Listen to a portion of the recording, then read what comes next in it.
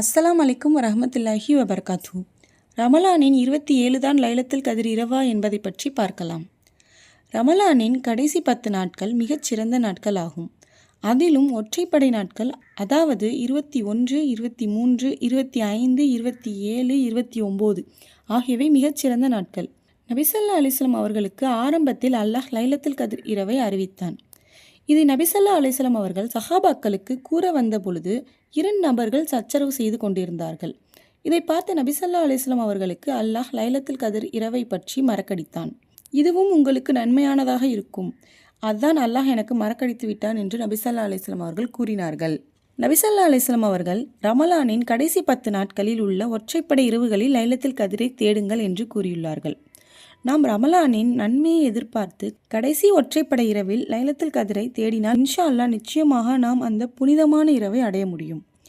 ஆனால் ஒரு சிலருக்கு 27இல் லைலத்துல் கதிர் இரவு என்ற ஹதீஸ் உள்ளதே என்ற சந்தேகம் ஏற்படலாம்.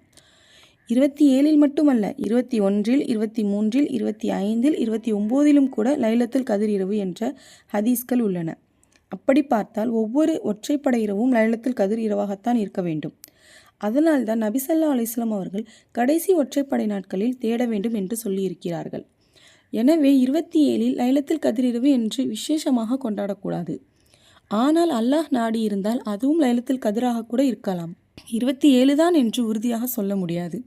எனவே ரமலானின் கடைசி ஒற்றைப்படை நாட்களில் லைலத்துல் கதிர் இரவை தேட வேண்டும்.